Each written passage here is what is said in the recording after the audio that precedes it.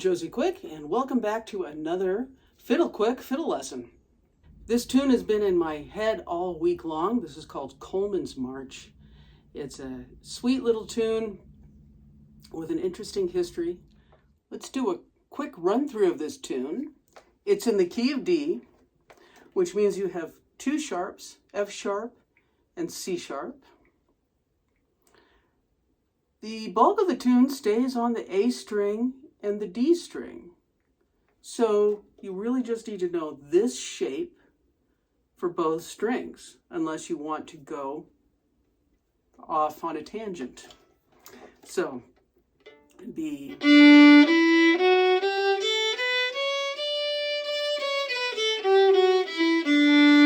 so take a minute, review that scale.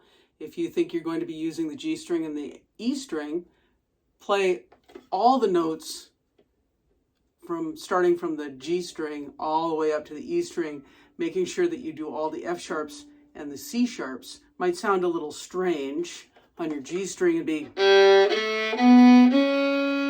because you're getting that C sharp. If you know the scale, this song will be fairly easy to play because most of it is going up and down in steps. It starts out with an F sharp. Now we go down to E and go up the scale 3 steps. Then we go down a step and go up 3 again. So a little pattern there.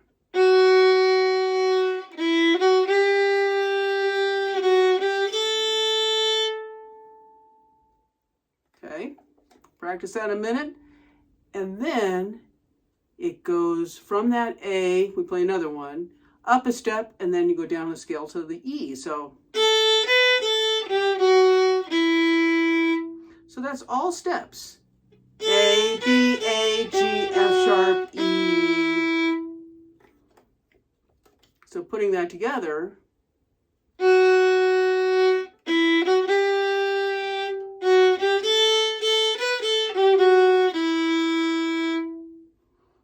so now in this next part we have a couple of leaps. We start out with steps. So that's F sharp, G, A, up to D, down a step, down a step. So go through that again.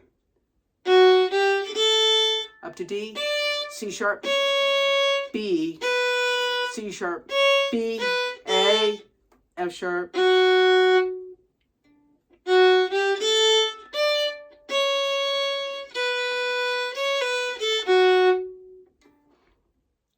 So give that one a little extra attention because it's a little trickier. And now we're back to doing scales. So I started on E and went up to G and back down to D.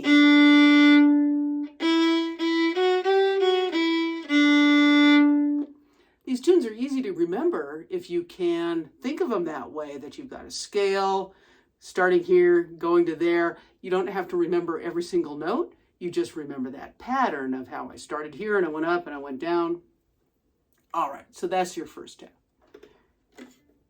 Next part starts with a D on the A string. So it's a bit of a leap. You went from this D to this D. But again, we have steps.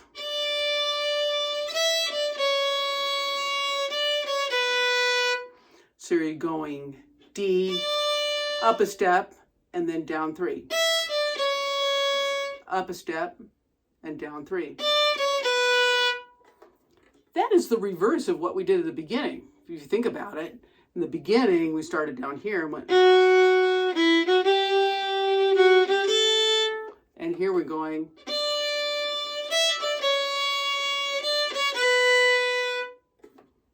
So it's kind of a little interesting pattern to notice. And then we have the same pattern we just ended the last part with, only we're on the A string this time. We're starting with the first finger and going up the scale and back down. So okay. A minute ago we did it here. Again, finding those connections can help you to remember the tune. And then we have the same ending phrase as before. So let me go back and play the phrase we just did. So we've got...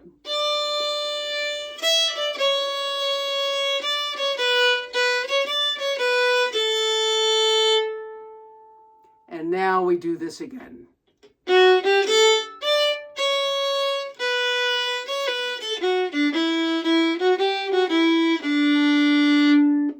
So aren't you glad you spent a little extra time on that phrase, because here it came back again. So let's play this together a couple of times. It's typically not performed very fast. It's kind of a slow tune, and sometimes you hear it really slow and mournful, and other times a little bit more up, but it never gets to be one of those breakneck fast tunes. 2, 3, 4.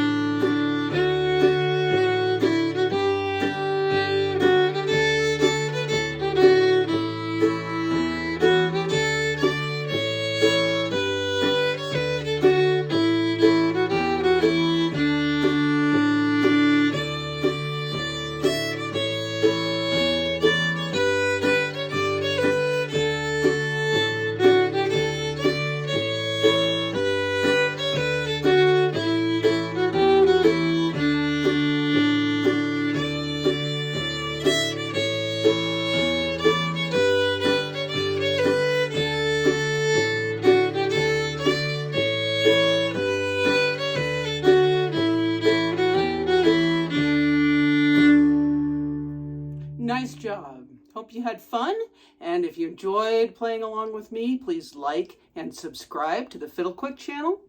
If you'd like a copy of the sheet music, stop by on my Patreon page at www.patreon.com/fiddlequick. See you. Today I thought I would show you how I come up with some of my ideas. It's a lot of trial and error, a lot of times more error than success, but this is how I will come up with some of my ideas. So I am using the scale and the arpeggio that's appropriate for the chord that's being played. So with this chord progression, it starts out with a D chord, so that arpeggio would be D, F sharp, and A. But if I start from the very bottom and try to play all the D, F sharps, and A, I get...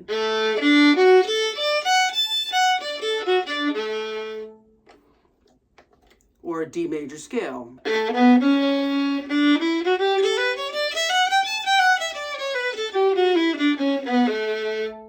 So it is useful to practice those scales and arpeggios. The next one is a G chord. So G, B, and D. Or G scale.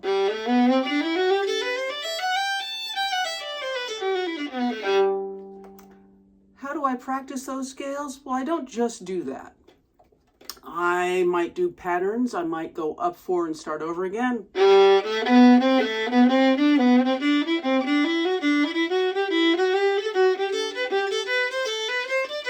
And etc. Or maybe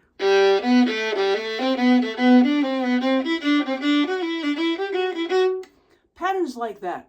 And that makes practicing the scales more interesting and more challenging, and it's also more useful when you're wanting to improvise. So that's your G chord. The next chord in the song is D. We already did that one. Next is A. So that's A, C sharp, and E is your arpeggio.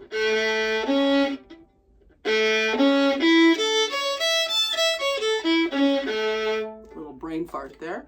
And then the scale.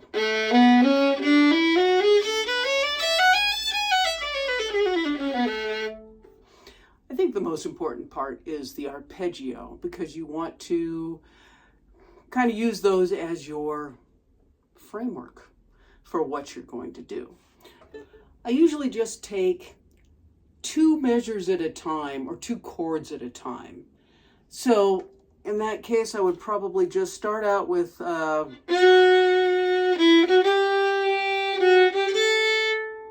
try to come up with something there. I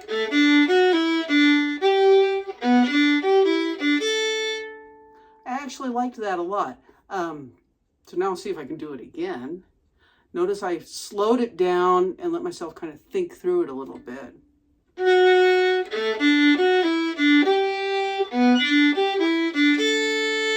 And landing on that next chord.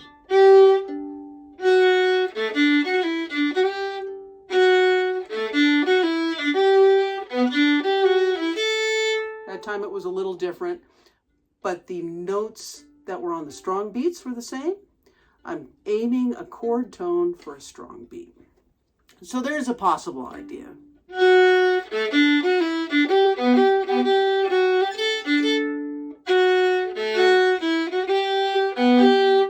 Same notes, different idea. So now I'm playing around with the bottom notes because I've been doing a lot of stuff with the top notes. So I'm just trying to do something different, try to explore another place on the instrument that I can be. I didn't like that.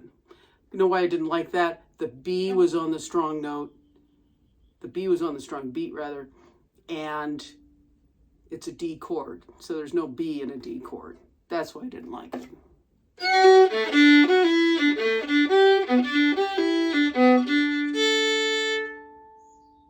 That was not bad. Got a little fancy. Fancier than I was really intending.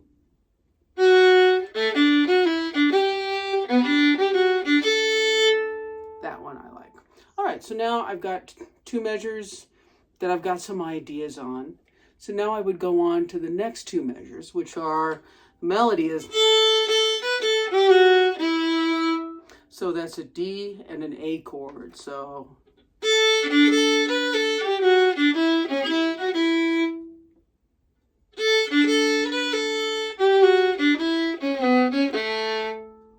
that's interesting. Oh.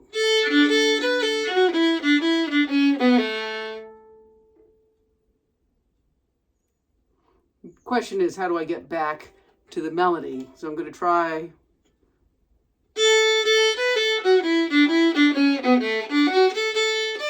I bet I can work something out.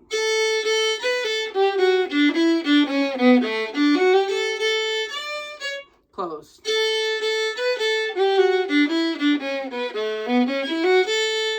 That I liked.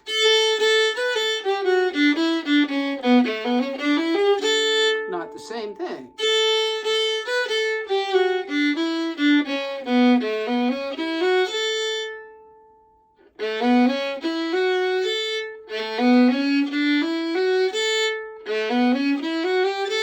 That's what it's going to be. So you see how I tried out a couple of things until I was able to land where I wanted to land, and I liked the combination of notes. That's different. It's actually just a scale. It should be easy for me to remember. No, it isn't just a scale. I'm skipping the D in the scale.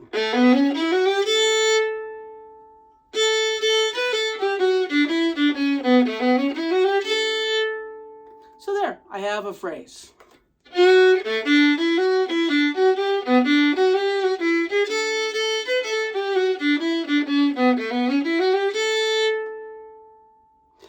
Now the question is, will I remember that when I turn on the backing track? I need to practice it a bunch to make sure I do remember it. But there are some ideas on how you can come up with your own variations. And I encourage you to, because that's really where I find all the fun in playing a fiddle tune. See you next time.